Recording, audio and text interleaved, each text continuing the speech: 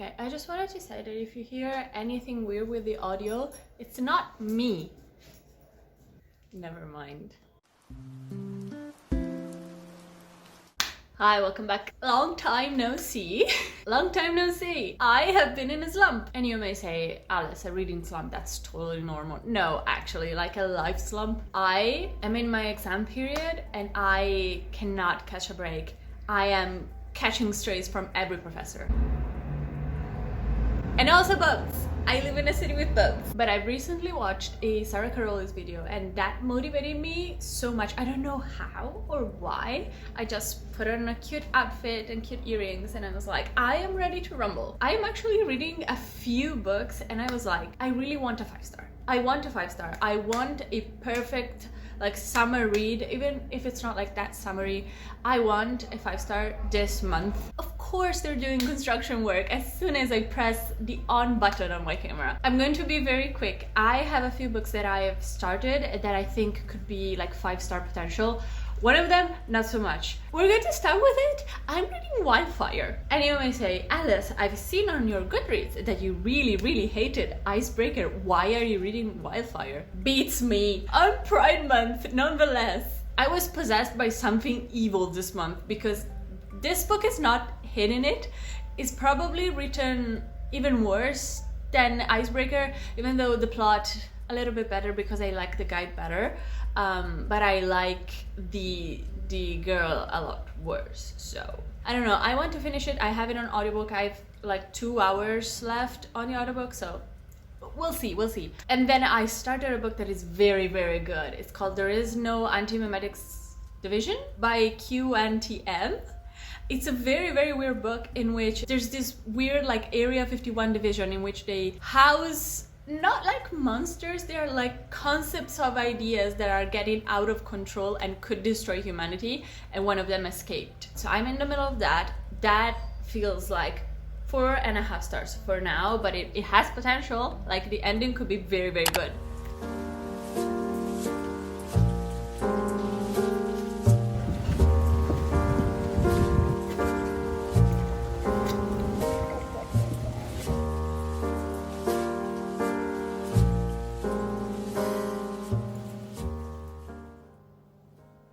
Sure.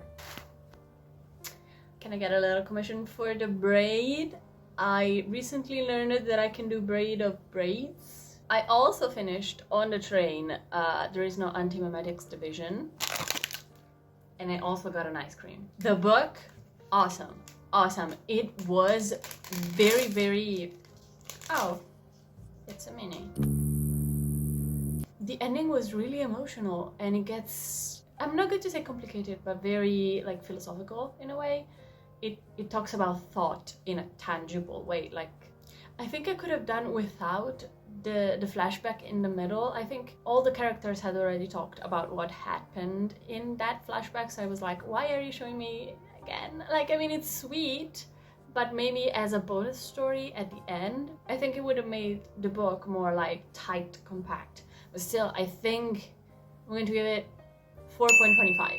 Yeah, that's correct. So now all of my friends are bugging me because I'm not reading the toxic vampire lesbian book, Bones in the Midnight Soul. So I'll go on with that on my Kindle. That is a Kobo. I don't have a Kindle. And then on the physical side of things, yes, it felt not correct to only read straight books during Pride Month, so I'm reading the toxic lesbian vampires, but I'm also like reading what I want, which is Ailey Hazelwood, who actually, like, in a lot of her books there is like ace spectrum representation, which I really like. And I think, like, I hope that there's some in this book. There was like a very overt like ace representation in one of her books and I can't remember what. I'll figure it out. So this is my plan for the evening. Ice cream, book. Do not think about tomorrow's exam, because I do have an exam. Hi, Editor Alice here. Hello. I just realized I never talked about Wildfire. Maybe because it was that forgettable. It was better than Icebreaker, but also kind of worse, because the writing got worse, but the plot got better. Actually, there was no plot. The characters got better. I like the female protagonist a lot less, but I like the male protagonist a lot better. And no plot. It was a little bit less smutty, which is great because the sex scenes were awful. And I hated basically everybody else. So, great. I think I gave it 2 stars. Yeah. The next day. So I got new headphones. I have no idea how the audio is going to like turn out. Reading problematic summer romance, and it's honestly crazy how much like my life and Ailey Hazelwood's fictional worlds collide, because like she's originally Italian, I am Italian. This book is set in Sicily, in Taormina. Half of my family is from Sicily, and now they mentioned CERN, like the Geneva Lab Center, and my dad works there. And she has a book about swimmers. I used to be a professional swimmer. It's honestly kind of creepy in that way. I am really liking it. I am on page like 25 though, so we'll see.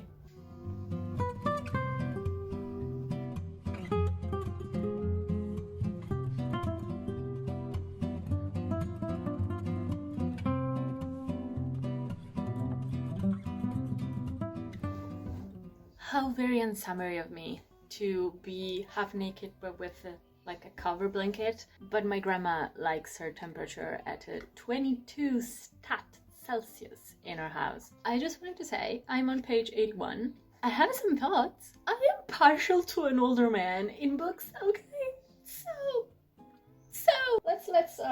let's loosen our hair here. Like serious talk. I am partial to an older man, especially like a kind of stoic older man, and I'm like, is this the wreckage of my mind that reading Old Man Yaoi has made me? I don't know. Maya, the protagonist of the book, reads really young. She's 24 or 25, something like that, and I'm 26. She reads very young, like a lot younger than me.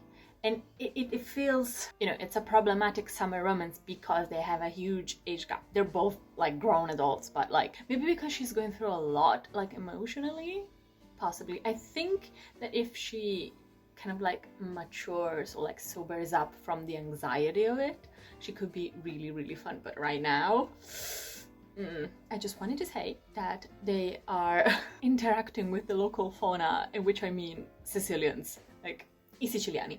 And they have to call a doctor because like food poisoning keeps happening, and they call Dottor Cacciari, which means Dr. Cacciari, okay? I think it's so funny that Ailey Hazelwood, okay, an Italian who speaks Italian, chose Cacciari as a name. Like our famous politician turned to like philosopher and opinionist. Cacciari. I think it's so fun. I think it's like the funniest thing. Okay, I am reading the book, and I think it's so funny that the first like mature act that Maya does, like the protagonist, is while very, very tipsy. But she finally did like a very huge mature step in the right direction, I think. So I like her a little bit more. But there was a scene in which we meet the protagonists of The Pen, like Scarlett and Luca. I was so happy, they're so fun. They're having a wonderful time in Italy. So I was like, yay, it's so fun. I am roughly halfway through, maybe a little bit more. And it's probably the longest book that I've ever read from Ailey Hazelwood. I usually like read them in 1 or 2 days because they're so short. But this one's, how many pages? Maybe I'm just dramatic. This one's 400 pages. So maybe I'm right.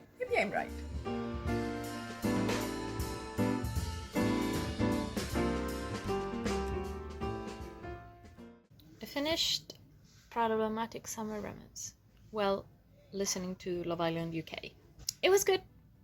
It was fun. Not my favorite Ailey Hazelwood book in a while. I don't know, I'll articulate a little bit more later, but it has been a while since I've had like that 5-star feeling with her books. I think maybe I was just a little bit too much of a fan of her STEMinist novellas, in which they are actually like in academia studying STEM related stuff, just like I am. I don't know, The protagonist, unfortunately, read not even young, just kind of immature, and she does do, she does grow, but not as much as I wanted. Because, like, I don't know. Later. Right now, I need to, like, crack on Barrier Bones in the Midnight Soul, because my friends are, like, 30% of the way through, and I'm one. I am aware that my background is kind of hectic, but I am doing some work on this bookshelf right here. I also got some dental work done, so I think I bruised something with the anesthesia on my, like, very, very farther tooth, and I cannot open my mouth more than this. So I finished Problematic Summer Romance. I think this was a very, very fun romance read. Very summery, very fun. There were some hilarious parts because Ailey Hazelwood shines in the, like, witty, bantery writing, especially in the dialogue. Those are honestly, like, chef's kiss, 10 out of 10. I think my problem with it is that I really, really liked Connor, the older guy that the protagonist falls in love with, and I really, really resonated with his personality. He's so stoic, so tense, so, like, guarded with his emotion in a way that it's not douchey, which is my favorite thing in the whole entire world. And he's so witty and so fun. My problem was the protagonist, Maya. I think she was supposed to be, like, younger because she's 23 and he is 38, something like that. And she's constantly saying, oh, I'm an adult, I'm in charge of what I do, who I like, do not treat me like a child. But then she has these outbursts that are so much like a child. Like, she at times read a lot more like a teenager, which I get it. I think it was a representation of her having anger issues, and she goes through therapy, and she has a very, not rough background, but she has, like, a complicated family history. She has no parents, they all died, and she was put under the guardianship of her brother, who is the protagonist of the first book. The fact that we get flashbacks from when she was 20 and Connor was, like, 35, and they get to know each other, and she was kind of immature, but she was 20, and then you flash forward to the wedding in Italy, and she is still very mature. Was I this immature at 23? I don't know. That was what I think broke my immersion in the book, because I was like, if you could, like, behave a little bit more like your age, I would love you more. I really appreciated how Elise would incorporated Italian culture. She even knew, like, because she's Italian, she knows that the public transportation, especially in the South, is fucking shit, and everybody hates the government and the Minister of Transportation. Wonderful. Ferrovie dello Stato, get wrecked, get fucked. So I give it 4 stars. And then I went to a party yesterday with my theater group, and on the way there on the boat I started, and not really started, I already started it, but I went on with Barrier Bones in the Midnight Soil. I am at 30%, I think. I don't know if I told you what this book is about. It is about toxic lesbian vampires in 3 points in time, like 3 different points in time. We follow Maria, Lottie, and Alice. 3 different women, at least for now, and they're all very gay, very vampiric, and very toxic. I think I have some problems with it, and my friends who are buddy reading it have so many problems with it because they're farther in. My problems with it so far is that we should have, like, 3 POVs, and we have had 3 chapters with Alice, like 1 with Lottie, and 75 with Maria. Which, I mean, Maria's story is by far the most interesting, but, like, why is it paced like that? It's very weird. The writing is very beautiful, but in that beautiful writing, I think V. Schwab is telling you a lot of things and showing you a lot less. Describes things in a very beautiful way, but then she doesn't show it to you, she recounts it. Like, it is a story, but it doesn't hold up if the book is too long. I don't know, my friends told me that at one point they go to Italy, Venice specifically, which is my city, our city, and the historical falsehoods are strong. Can't wait to get to that point, but right now, this is where I'm at. Honey, you've got a big storm coming. Okay, hi. I just got out of a train. No, actually, I'm not going to put my hair down. You know why? Because it's 40 degrees Celsius outside. And my allergies are out of control, but that's just like 2025 for you. I have some problems. I am in the middle of Bury Our Bones in the Midnight Soil. I think when you set on to write a historical fantasy, you have to do some research into writing the historical part. At one point, one of the protagonists, one of the three vampires, goes to Venice in the 1600s. Every single detail that she gives about Venice, about Italian culture at the time, is wrong. Every single one. And I'm extremely disappointed, honestly, because I thought better of V. Schwab. Not only does she uses completely incorrect Italian for every single sentence that she puts in, she uses quanta ventata to say how reckless. That's grammatically like completely incorrect. It's quanta ventata. And also, it's a very clunky phrase in Italian to say quanta ventata. You usually say like che ventata. Google translates, gives you the correct phrase. So not quanta, quanto. Did nobody check the fucking foreign language in your historical book? There's a point in which they go to Palazzo Ducale. Hello? And at one point, they just call it the Ducale. You cannot say that in Italian. It does not make sense. You can call it just like the Palazzo. You can shorten it for sure like that. But just calling it the Ducale does not mean anything. Also, the uses of the title Don instead of like Sir or Lord. It was a thing that you could do in the south of Italy. In Venice, Don means that you're part of the clergy, and the specific character that this is referring to, it's not at all part of the clergy. So Hi, Editing Alice once again here on your screen to tell you that the rant that I'm going to go on is a little bit too long, but I'm going to keep it in because I think it's important, because a lot of the time Western authors, and especially American authors, they think they can disrespect cultures because they're like Europeans or near to theirs, but it's not how it works. If you want to write an historical book, you have to do historical research and you have to do it well. So I'm going to keep it in. If you want to skip it, go to this timestamp. I'm very sorry, but I needed to get out of my chest. there's also the thing that it's most aggravating, I think, because a 5-second Google search proved me correct. They called Prosecco, okay, Prosecco or Prosecco with an H, okay? And I'm going to tell you why this is a problem. This is so nitpicky, but you're going to listen to me because this is important. Okay, the wine that was titled Prosecco, so it's a traded mark. They invented the name Prosecco in the 1500s because they had to like separate it from another kind of wine, which is the ribolla. The problem is, and I was like, why would V. Schwab use such an incorrect like spelling of their name? I'll tell you why. Because she went on Google, on Wikipedia specifically, and she read that the first instance in which the Prosecco was called like that, it was an Englishman who was visiting Italy and then came back, and in his diary he wrote Prosecco like this because he did not know Italian. So the double C that would go for co, he wrote CHO. Nobody in Italy, nor in England, nor everywhere else would ever use that kind of pronunciation, spelling, writing. Nobody.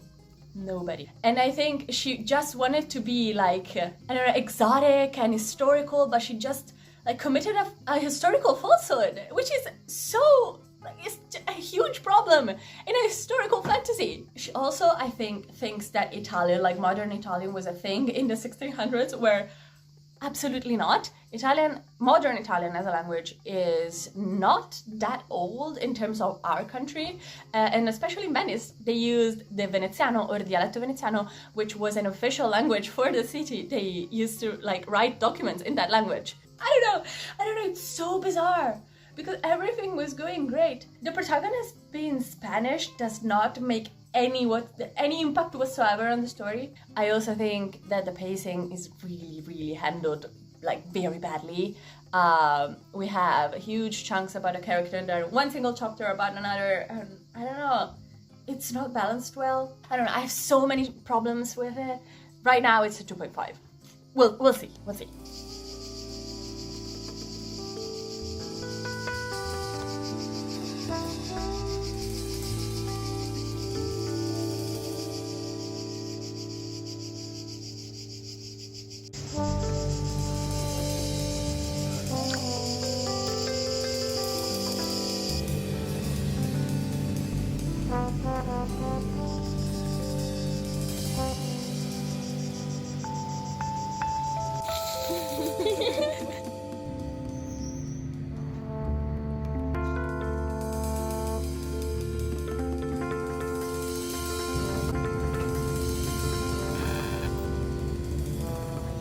to share. It's his favorite position because there's the AC and he's in prime position for it.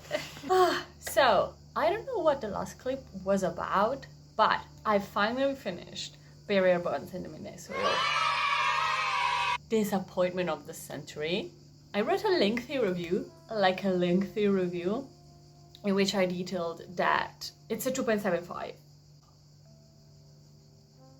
It's a 2.75 stars because 1 star for the messy lesbian vampires, another star for the cool backgrounds, because I think especially Charlotte, but also like Maria and Alice had very cool like backstories. 0.75 because the writing was at times very beautiful. Everything else, like the complete lack of research when it comes to Italian culture, Scottish, everything that was put into the book that made it historical was actually wrong, because also the like English part of the story, Charlotte was breathless in her corset when the fashion was Empire Westes, and also like corsets being uncomfortable is a very widely debunked myth. This is like basic research that you have to do when writing a historical book, even if it's a fantasy, and everything that she put into the Italian parts of the story is completely wrong, from the language that she used, the cultural details.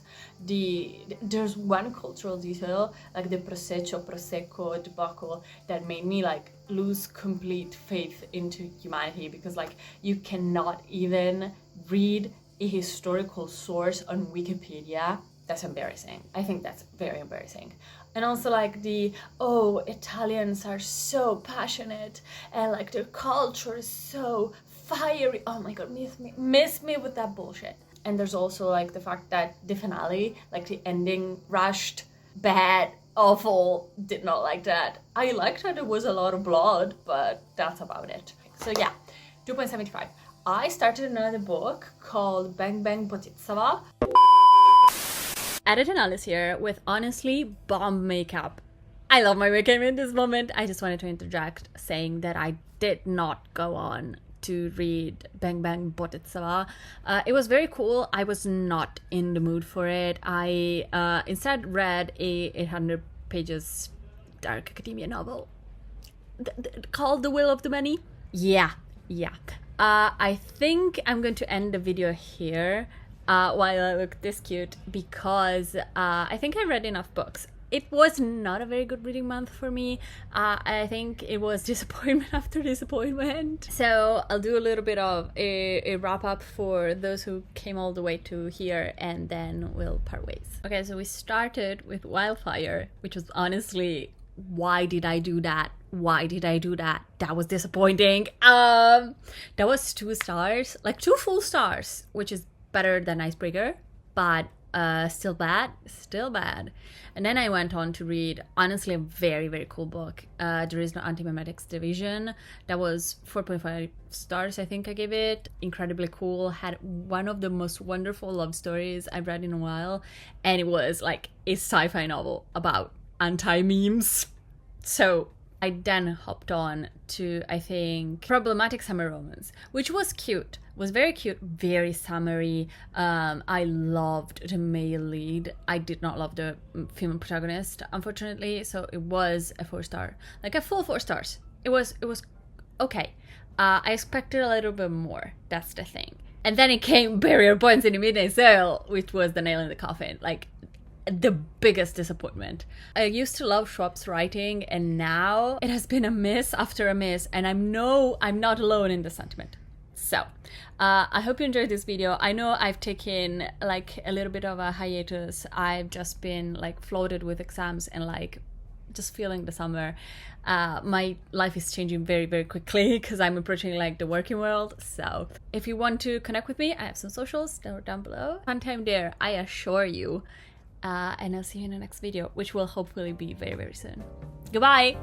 Mwah!